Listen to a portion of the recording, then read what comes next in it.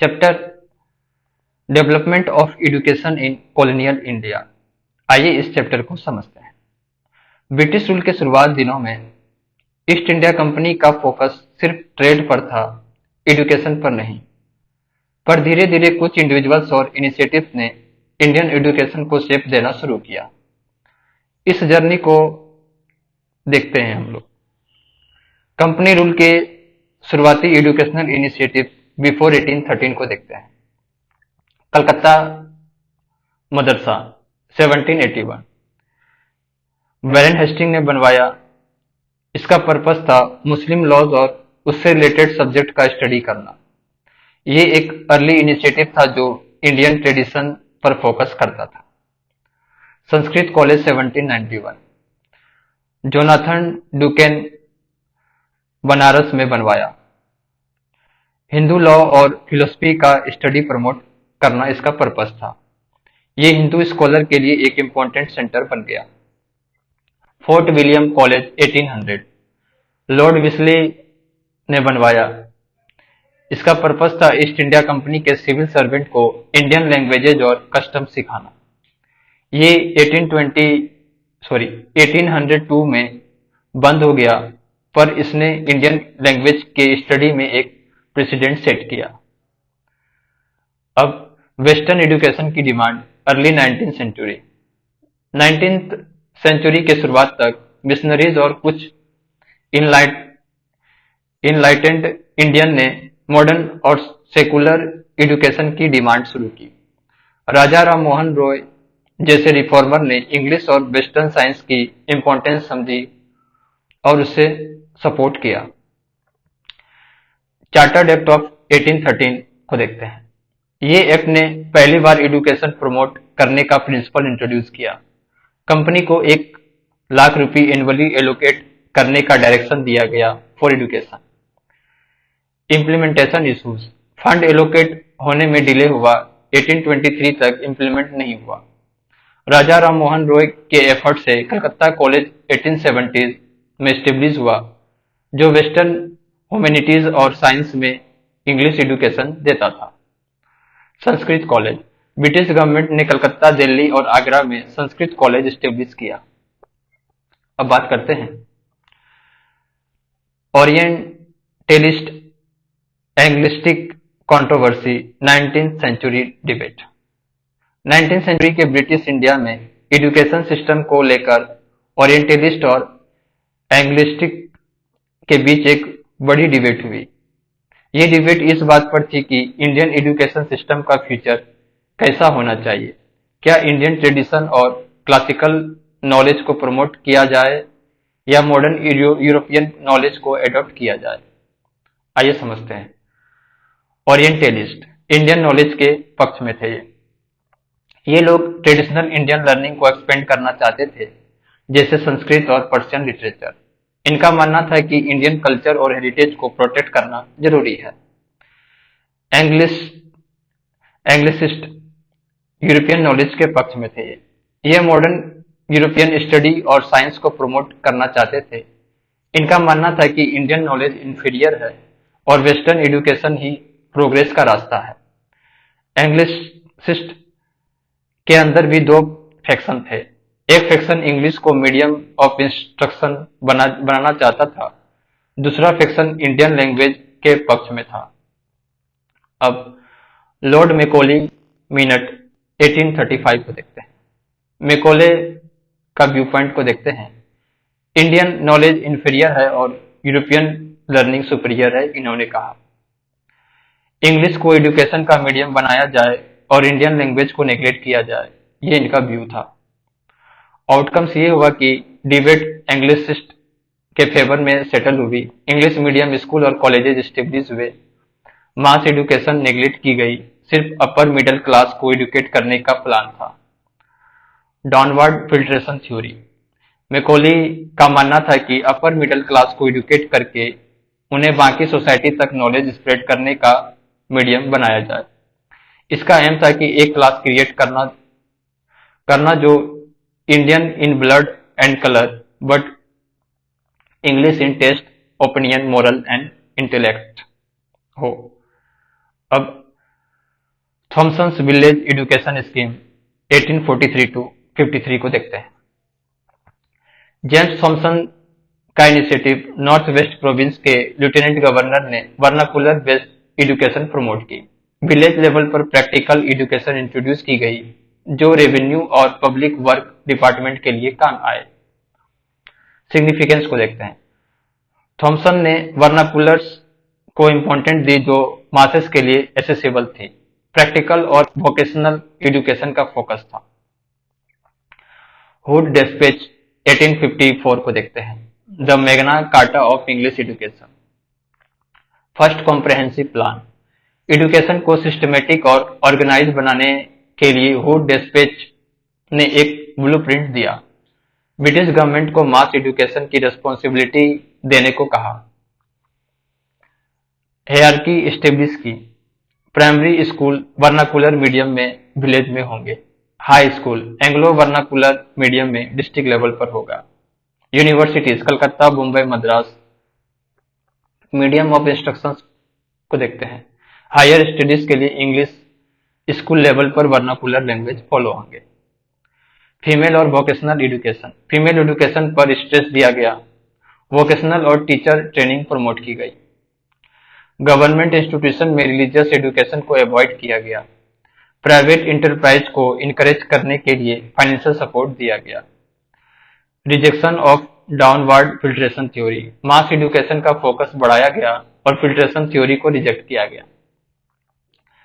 अब बात करते हैं post Wood despatch development late 19th century. Wood's despatch के बाद एजुकेशन सिस्टम में काफी चेंजेज आए जो मॉडर्न इंडियन एजुकेशन का फाउंडेशन बनाया। चलिए समझते हैं। मेजर डेवलपमेंट्स 1857 के बाद को देखते हैं। यूनिवर्सिटीज का एस्टेब्लिशमेंट 1857। कलकत्ता, मुंबई और मद्रास यूनिवर्सिटी को एस्टेब्लिश किया गया जो इंडिया की पहली यूनिवर्सिटी थी। इनका फोकस हायर एजुकेशन और इंडियन स्टूडेंट को वेस्टर्न नॉलेज प्रोवाइड करना था। Bethune school 1949। जेईडी बेथ्यून ने कलकत्ता में गर्ल्स एजुकेशन के लिए ये स्कूल स्टेब्लिश किया। बेथ्यून ने गर्ल्स एजुकेशन को गवर्नमेंट के ग्रांट इन एड और इंस्पेक्शन सिस्टम के अंदर लाया। ये स्कूल फीमेल एजुकेशन का एक स्ट्रांग बेस बना। Technical institute. Agriculture institute Pusa, Bihar agriculture education promote करने के लिए स्टेब्लिश किया गया। इंजीनियरिंग इंस्टीट्यूट रुड़की इंडिया में टेक्निकल एजुकेशन के लिए एक मेजर स्टेप था। मिशनरीज और प्राइवेट इंडियन एफर्ट्स। मिशनरीज और कुछ इंडियन इंडिविजुअल्स ने भी प्राइवेट स्कूल और कॉलेजेस स्टेब्लिश किए। इनका एम था वर्नाकुलर एजुकेशन और मॉडर्नाइजेशन को प्रमोट करना। अब हंटर एजुकेशन कमीशन 1882 टू 83 को देखते हैं। 1854 के हुड डिस्पैच के बाद ब्रिटिश गवर्नमेंट को लगा कि एजुकेशन सिस्टम को और रिवाइव करना जरूरी है, इसलिए डब्ल्यू हंटर कमीशन को अपॉइंट किया गया जो मेनली प्राइमरी और सेकेंडरी एजुकेशन पर फोकस करता था। आइए इसके रिकमेंडेशंस को देखते हैं। प्राइमरी एजुकेशन का एक्सटेंशन। वर्नाकुलर लैंग्वेज के थ्रू प्राइमरी एजुकेशन को एक्सपेंड करने पर जोर दिया गया। स्टेट को प्राइमरी एजुकेशन का स्पेशल केयर लेना चाहिए। लोकल बॉडीज का रोल। प्राइमरी एजुकेशन का कंट्रोल डिस्ट्रिक्ट और म्युनिसिपल बोर्ड को ट्रांसफर करने की रिकमेंडेशन दी गई। सेकेंडरी एजुकेशन का डिवीजन। सेकेंडरी एजुकेशन को दो पार्ट में डिवाइड किया गया। लिटरेरी एजुकेशन जो यूनिवर्सिटी ओरिएंटेड स्टूडेंट के लिए है। वोकेशनल एजुकेशन जो कमर्शियल और प्रैक्टिकल करियर के लिए है। Female education. फीमेल एजुकेशन की इनएडेक्वेसी को हाईलाइट किया गया, स्पेशली प्रेसिडेंसी टाउन के बाहर। जेंडर इक्वलिटी पर जोर दिया गया। अब इम्पैक्ट ऑफ हंटर कमीशन को देखते हैं। Rapid growth of secondary education. Secondary और कॉलेजिएट एजुकेशन का एक्सपेंशन हुआ और इंडियन स्टूडेंट का पार्टिसिपेशन बढ़ा। टीचिंग कम एग्जामिनिंग यूनिवर्सिटीज। पंजाब यूनिवर्सिटीज 1882 और इलाहाबाद यूनिवर्सिटीज 1887 जैसे नए यूनिवर्सिटीज स्टेब्लिश हुई। ये यूनिवर्सिटीज टीचिंग और एग्जामिनिंग दोनों रोल में काम करते थे। अब बात करते हैं इंडियन यूनिवर्सिटीज एक्ट 1904। 1900 तक ब्रिटिश गवर्नमेंट को लगा कि इंडियन यूनिवर्सिटी को रिफॉर्म करना जरूरी है। लॉर्ड कर्जन जो उस टाइम के वाइसरॉय थे, उन्होंने रेलिक रेलिक कमीशन 1902 बनाई, जो यूनिवर्सिटी की कंडीशन और उनके इम्प्रूवमेंट के मेजर्स पर रिपोर्ट करे। रेलिग कमीशन 1902 को देखते हैं। प्राइमरी और सेकेंडरी एजुकेशन को एक्सक्लूड किया गया।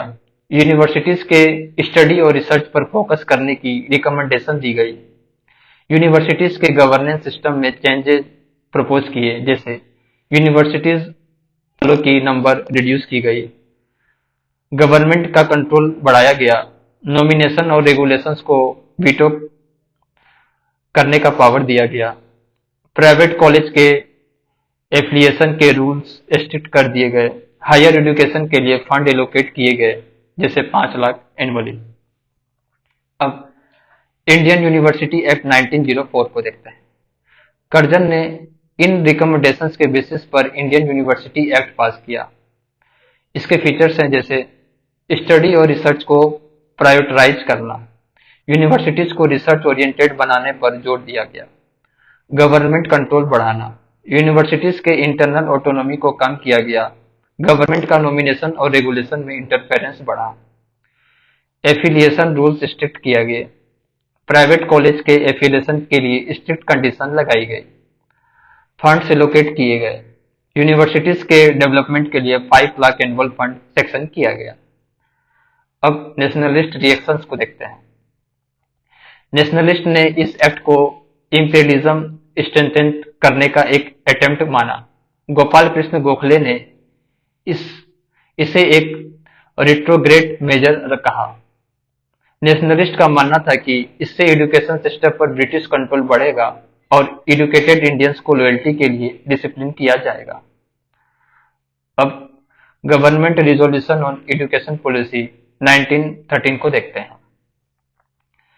1906 में बड़ौदा ने कंपलसरी प्राइमरी एजुकेशन का मॉडल इंप्लीमेंट किया, जो नेशनल लीडर के लिए एक इंस्पिरेशन बना। गोखले ने भी 1910 में एक resolution for compulsory primary education introduce किया। गोखले रिजोल्यूशन 1910 को देखते हैं। कंपलसरी प्राइमरी एजुकेशन उन एरिया में इंप्लीमेंट करने का सजेशन दिया जहां 6 से 7 साल के 35% बॉयज एजुकेशन ले रहे हो। कॉस्ट शेयरिंग एजुकेशन का खर्चा स्टेट गवर्नमेंट और लोकल अथॉरिटीज के बीच शेयर करने की बात हुई। Separate department of education central government के अंदर एक सेपरेट एजुकेशनल डिपार्टमेंट बनाने का प्रपोजल दिया। एजुकेशन सेक्रेटरी अपॉइंटमेंट एजुकेशन के प्रोग्रेस को मॉनिटर करने और बजट प्रिपेयर करने के लिए एक सेक्रेटरी ऑफ एजुकेशन अपॉइंट करने की बात हुई। अब गवर्नमेंट रिस्पॉन्स को देखते हैं। डायरेक्ट रिस्पॉन्सिबिलिटी रिफ्यूज कर दी गई, लेकिन इलिटरेसी रिड्यूस करने का एश्योरेंस दिया। प्रोविंसेस को फ्री एलिमेंट्री एजुकेशन देने के लिए इनकरेज किया गया, स्पेशली पुअर और बैकवर्ड सेक्शन के लिए। प्राइवेट एफर्ट्स को प्रमोट किया गया और सेकेंडरी एजुकेशन स्कूल की क्वालिटी इंप्रूव करने पर जोर दिया गया। हर प्रोविंस में एक यूनिवर्सिटी स्टेब्लिश करने का प्रपोजल दिया गया। अब वुमेन्स एजुकेशन को देखते हैं। Practical curriculum for girls girls के लिए practical unity based curriculum recommended किया गया। गर्ल्स के एग्जाम्स को ज्यादा इंपॉर्टेंस ना देने की बात हुई। वुमेन टीचर्स और इंस्पेक्टर की नंबर इंक्रीज करने का सजेशन दिया गया। अब बात करते हैं साडलर यूनिवर्सिटी कमीशन 1917-19। ब्रिटिश गवर्नमेंट ने कलकत्ता यूनिवर्सिटी के प्रॉब्लम्स को स्टडी करने और उनका सॉल्यूशन निकालने के लिए माइकल साडलर की चेयरमैनशिप में एक कमीशन बनाई, लेकिन इसकी रिकमेंडेशन सिर्फ कलकत्ता यूनिवर्सिटी तक लिमिटेड नहीं रही। ये इंडिया के सारे यूनिवर्सिटी के लिए एप्लीकेबल थे। कमीशन ने स्कूल एजुकेशन से लेकर यूनिवर्सिटी एजुकेशन तक पूरे सिस्टम का रिव्यू किया। उन्होंने कहा कि अगर यूनिवर्सिटी एजुकेशन को इम्प्रूव करना है तो सेकेंडरी एजुकेशन को पहले स्ट्रांग बनाना होगा। रिकमेंडेशंस को देखते हैं।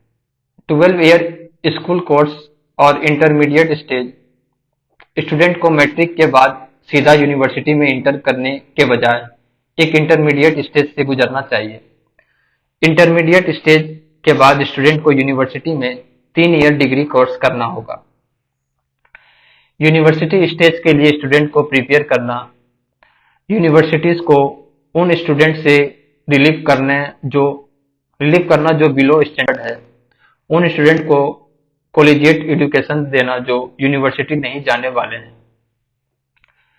अब separate board for secondary and intermediate education, secondary और इंटरमीडिएट एजुकेशन के एडमिनिस्ट्रेशन और कंट्रोल के लिए एक सेपरेट बोर्ड बनाने की रिकमेंडेशंस की गई।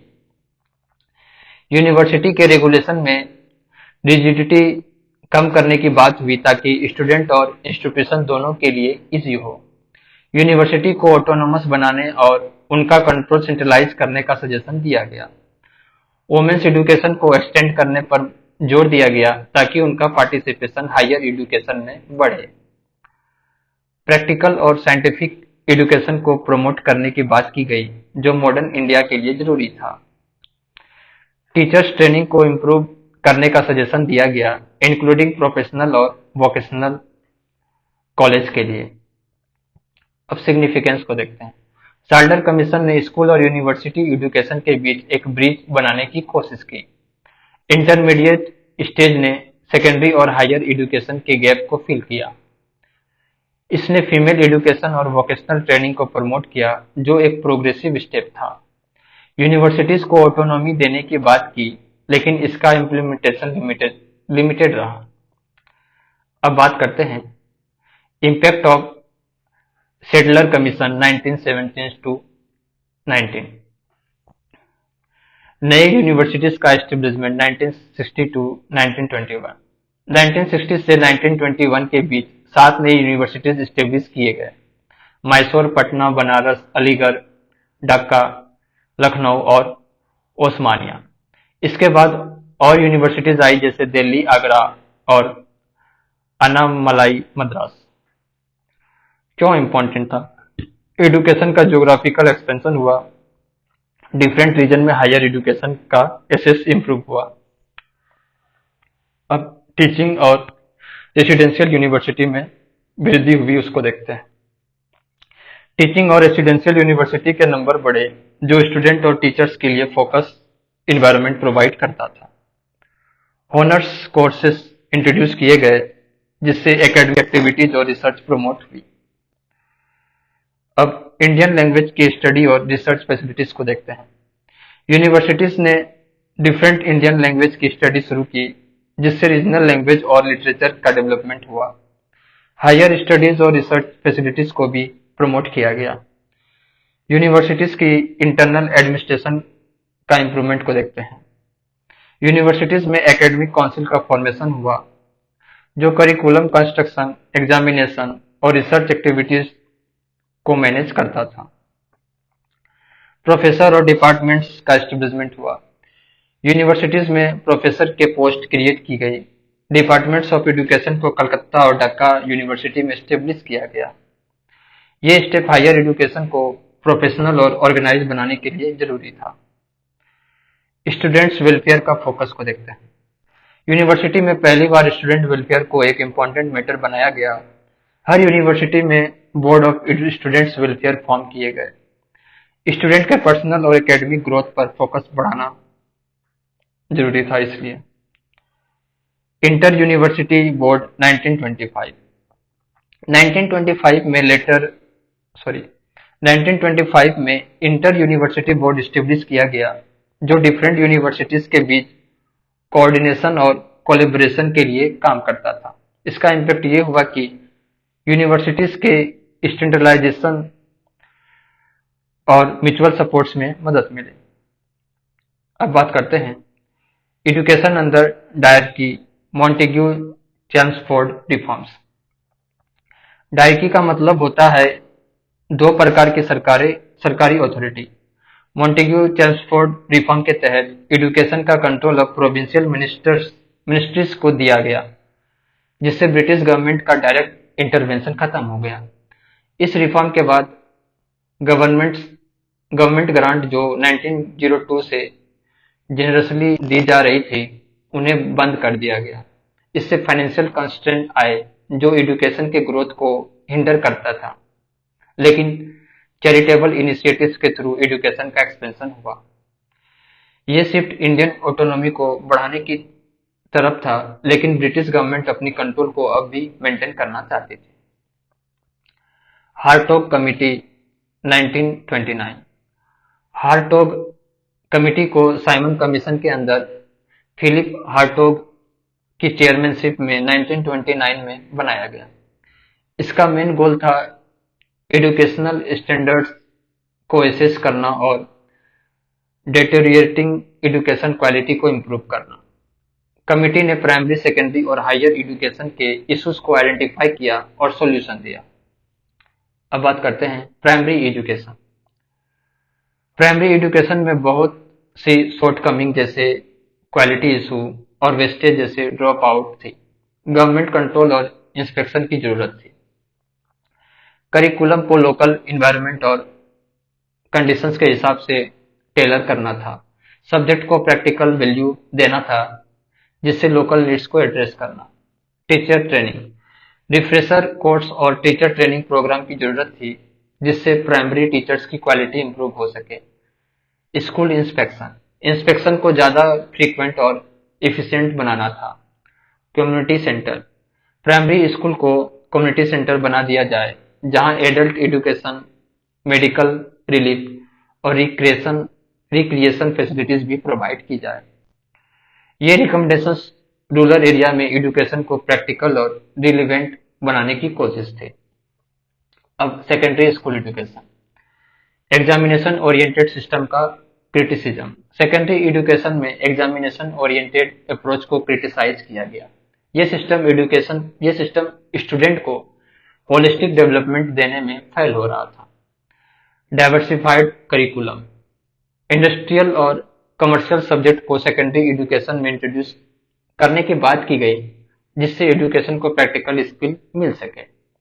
ये अप्रोच प्रैक्टिकल और वोकेशनल एजुकेशन को एम्फेसाइज करती थी, जो फ्यूचर एम्प्लॉयमेंट के लिए जरूरी थी। अब बात करते हैं higher education. Affiliated universities, committee ने एफिलिएटेड यूनिवर्सिटी को एस्टेब्लिश करने का सजेशन दिया, जो यूनिटरी और रेसिडेंशियल यूनिवर्सिटीज के अलावा होते। यूनिवर्सिटीज लाइब्रेरीज को इम्प्रूव करने की बात की गई। हॉनर कोर्सेज, हॉनर्स कोर्सेज को इंट्रोड्यूस करने की सजेशन दिया गया, जिससे स्टूडेंट को स्पेशलाइज्ड एजुकेशन मिल सके। Admission based on abilities, student को उनके एबिलिटीज और एप्टीट्यूड के बेसिस पर एडमिशन दिया जाए, न कि सिर्फ मार्क के बेसिस पर। लिबरल माइंडेड इंडिविजुअल्स, कमिटी ने कहा कि एजुकेशन का गोल लर्न और लिबरल माइंडेड इंडिविजुअल्स का डेवलपमेंट हो, जो अपनी सोशल और पॉलिटिकल रिस्पॉन्सिबिलिटी समझ सके। हायर एजुकेशन को क्वालिटी और रिलीवेंस देना था, जिससे कैपेबल सिटीजन तैयार हो सके, जो नेशन बिल्डिंग में कंट्रीब्यूट कर सके। अब women's education, equal importance for boys and girls, committee ने बॉयज और गर्ल्स की एजुकेशन को इक्वल इंपॉर्टेंस देने की बात की। गर्ल्स के लिए प्राइमरी स्कूल ज्यादा एस्टेब्लिश करने की जरूरत थी। सेकेंडरी एजुकेशन में हाइजीन, होम साइंस और म्यूजिक जैसे सब्जेक्ट को गर्ल्स के लिए इंट्रोड्यूस करना था। वुमेन्स टीचर को ट्रेन करना था, ताकि वुमेन्स एजुकेशन को बेटर क्वालिटी मिले। ये इसलिए इम्पोर्टेंट था क्योंकि जेंडर इक्वलिटी को प्रमोट करना था और वुमेन को एम्पावर करने के लिए एजुकेशन को एक टूल बनाया गया था। अब बात करते हैं सार्जेंट प्लान फॉर एजुकेशन 1944।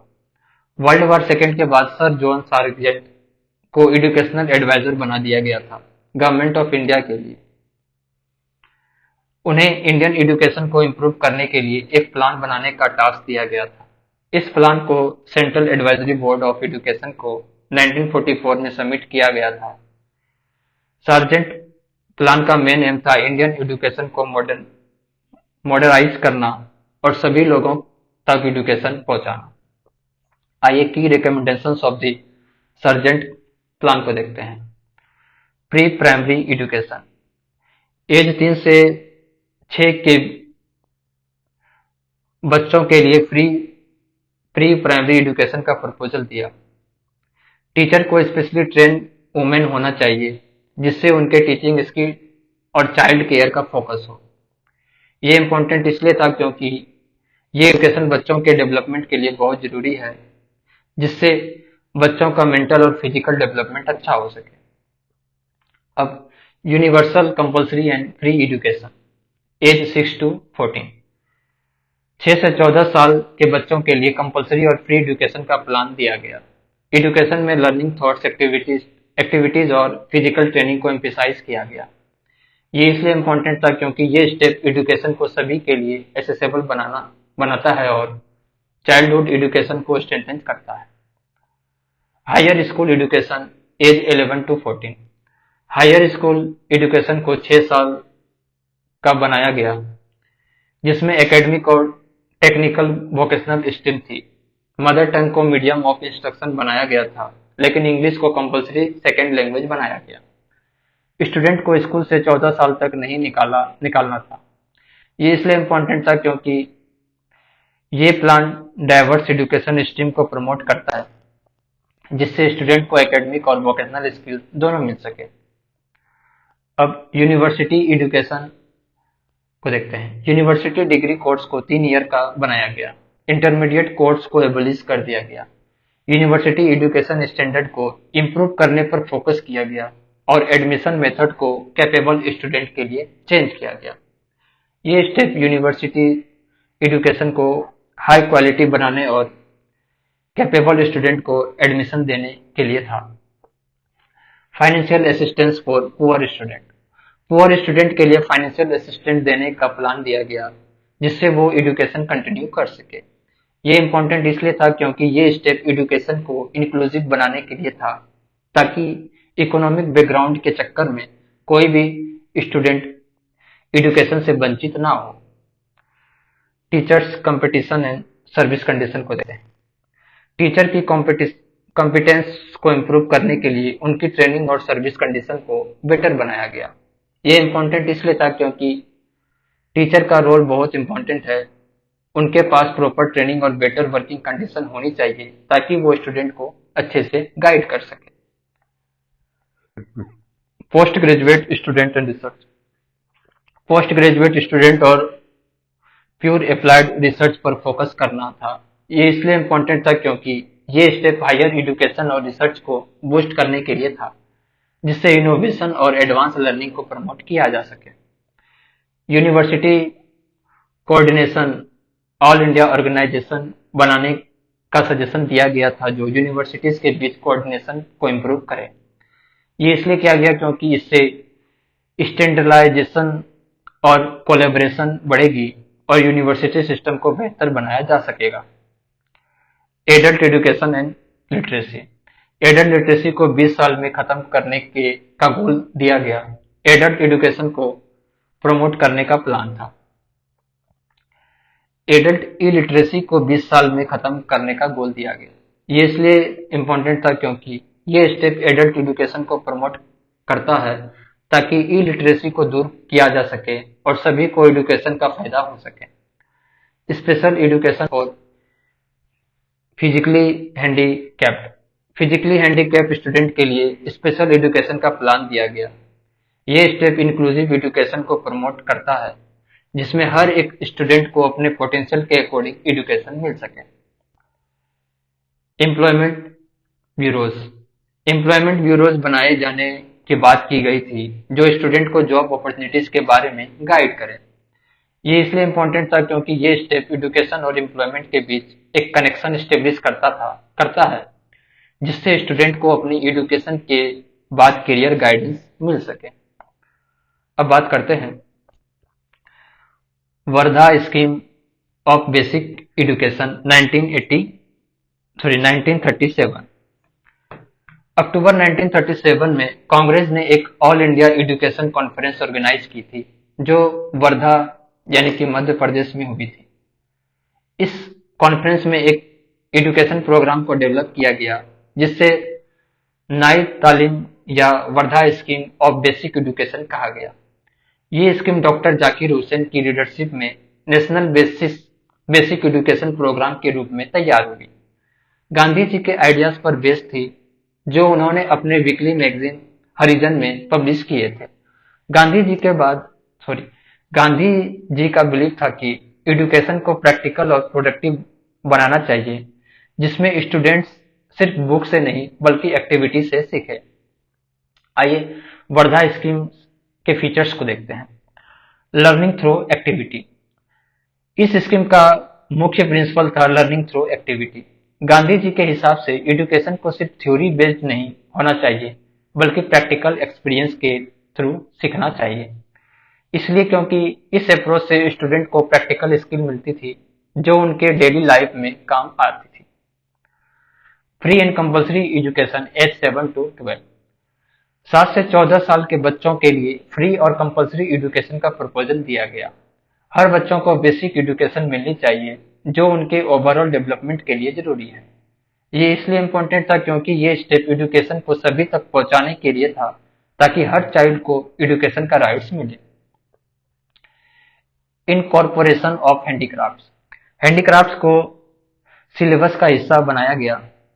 पहले 7 साल के स्कूलिंग में हैंडीक्राफ्ट को इसेंशियल पार्ट बनाया गया जिससे स्टूडेंट को प्रैक्टिकल स्किल और सेल्फ रिलायंस सिखाई जा सके।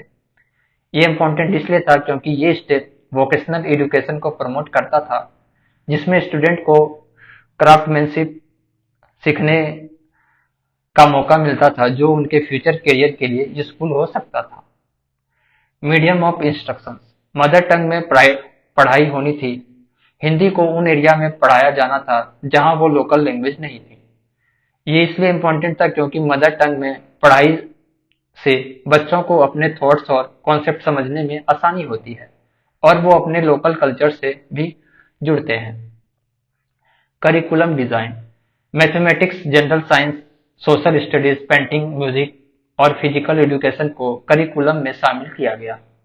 रिलीजियस और मोरल एजुकेशन को सिलेबस से हटाया गया था ताकि एजुकेशन सेकुलर हो और हर कम्युनिटी के बच्चों के लिए एसेसेबल हो। ये इम्पोर्टेंट इसलिए था क्योंकि ये स्टेप होलिस्टिक डेवलपमेंट को प्रमोट करता था जिसमें स्टूडेंट्स के फिजिकल, मेंटल और सोशल डेवलपमेंट पर फोकस होता था। Community engagement. कम्युनिटी इन्वॉल्वमेंट को स्कूल के अराउंड डेवलप करने का प्लान था। स्कूल को सर्विस ओरिएंटेड बना दिया गया ताकि स्टूडेंट अपनी कम्युनिटी के लिए कुछ कंट्रीब्यूट कर सके। ये इम्पोर्टेंट इसलिए था क्योंकि ये स्टेप कम्युनिटी डेवलपमेंट और सोशल रिस्पॉन्सिबिलिटी को प्रमोट करता था। इससे स्टूडेंट को अपने सोसाइटी के प्रति अपना रोल समझने का मौका मिलता था। Social and scientific implication of crafts. Crafts के सोशल और साइंटिफिक एस्पेक्ट्स को स्टडी करना था। क्राफ्ट्स को सिर्फ एक स्किल नहीं बल्कि उनके सोशल और इकोनॉमिक इम्प्लीकेशन को भी समझना था। इसलिए इम्पोर्टेंट था क्योंकि ये अप्रोच स्टूडेंट को क्रिटिकल थिंकिंग और प्रॉब्लम सॉल्विंग स्किल डेवलप करने में मदद करते थे। अब चैलेंजेस एंड लिमिटेशंस को देखते हैं। सेकेंड वर्ल्ड वॉर के आने से इस स्कीम का डेवलपमेंट लिमिटेड हो गया। कांग्रेस मिनिस्ट्रीज ने 1939 में रिजाइन कर दिया जिससे स्कीम का इम्प्लीमेंटेशन रुक गया। वर्ल्ड वार और पॉलिटिकल इंस्टेबिलिटी के कारण एजुकेशन सिस्टम पे ज्यादा फोकस नहीं हो पाया।